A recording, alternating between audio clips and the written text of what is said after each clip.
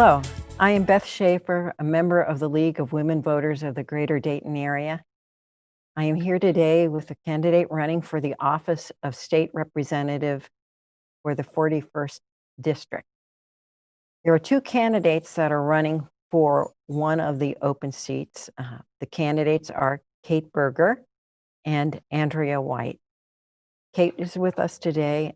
Unfortunately, Andrea, who is also a candidate for this position, regrets that she wasn't able to make this presentation because of a prior commitment.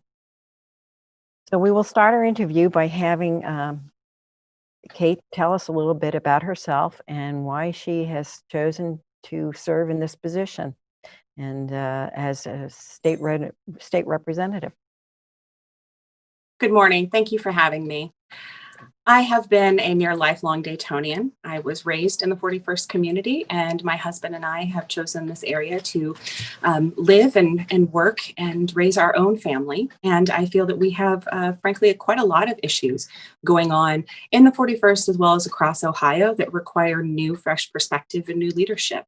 My personal experience and my professional experience here in the Dayton community has provided me the opportunity to engage in several very important and various industries, including economic and workforce and entrepreneurial development communities, a healthcare community, as well as the education industry. And I want to take my very practical experience and apply that to being the best representative that we can have and really represent the many and the marginalized of the 41st community. One of the duties of state representative is to gauge the public opinion and develop proposals for change in state laws. In your experience or during your campaign, which issues have you heard from voters that you would like to work on if you are elected? I think the most pressing issue at the moment is obviously our pandemic. So I do think that there is quite a bit of work to be done in terms of suppressing our viral spread and our community spread.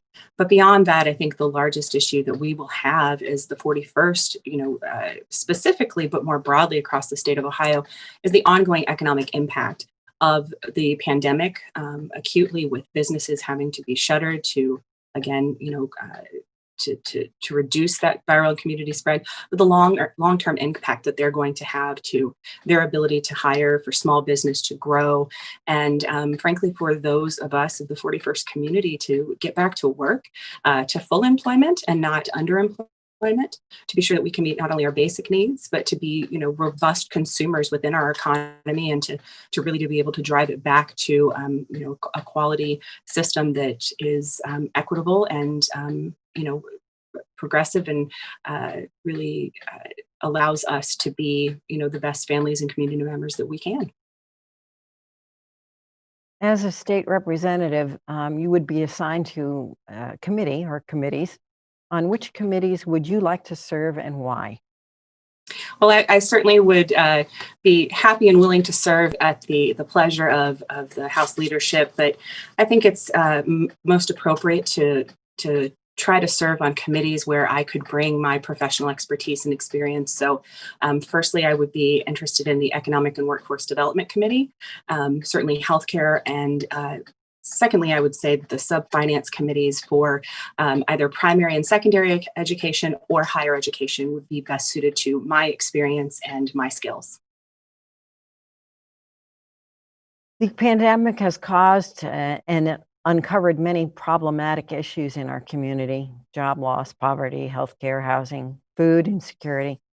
When the pandemic is over, what challenges do you feel will be the most important to address to improve the quality of life and to prepare for the future and for future disasters? Absolutely.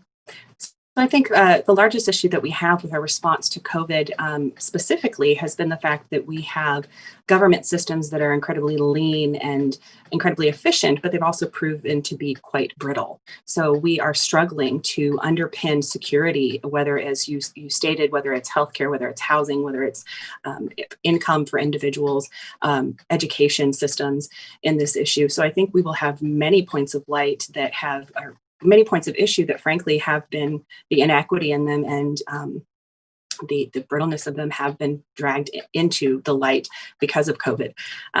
As I mentioned, I think that we will have an issue with our economy and doing what we can to really help business to create jobs, to be sustainable again, and to employ and fully employ those of us in the 41st community and across Ohio who are ready, willing, and able to work. But further, we will have to take a very serious look at the lack of constitutional funding for education systems that has been a part of the issue that we're seeing now. As a mother of 3 young children who we've had to make the hard choice of, which option is best for our family.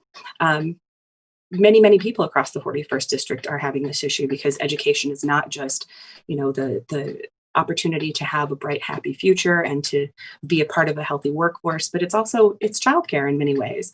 And so we have a system that is not meeting the basic needs and functions that we have. And so I think that education, as well as our economy, will really be hand in glove, where we have to make progressive, thoughtful change. I want to be a part of that. I want to bring my expertise to that conversation and to bring the right people to the table so that we can solve an issue in the education field that has been ongoing for over 25 years. In closing, we'd like to give you the opportunity to make a closing statement, to tell us something about yourself that you'd like us to know and share that we might not otherwise have heard already. Absolutely. I appreciate that opportunity. So, being raised in this community, I have a very deep-seated passion for its growth and its continued prosperity. And I never did think that I would be sitting here being a candidate, but I realized through quite a few things in the last few years, some of the degradations of our democracy, some of the issues of voting access, frankly, the terrible summer that we went through in 2019, that we need change. And I decided to step into this arena and to bring all that I have for our common values and making sure that all 120,000 of us here in the 41st district are equitably and, universally represented, and that we're making the best choices for ourselves. And I think that we do need that new leadership. I am asking for your vote. I'm asking for a vote for progress and for our common values and making the changes that we need to see, not only to keep a great Ohio and a great 41st, but to see it be even better in the future for your children and for mine. Thank you for your participation today. Good luck in your campaign. The League of Women Voters encourages all candidates to run an issues-oriented campaign. Our goal is to educate the voting public and strengthen our elective political process. Look for the League's voter guide in libraries and on your doorsteps the week of October 12th. Election Day is Tuesday, November 3rd. Early voting begins October 6th at the Board of Elections, or you can request an application for an absentee ballot. However you decide to vote, your opinion matters and helps make democracy work. So please vote.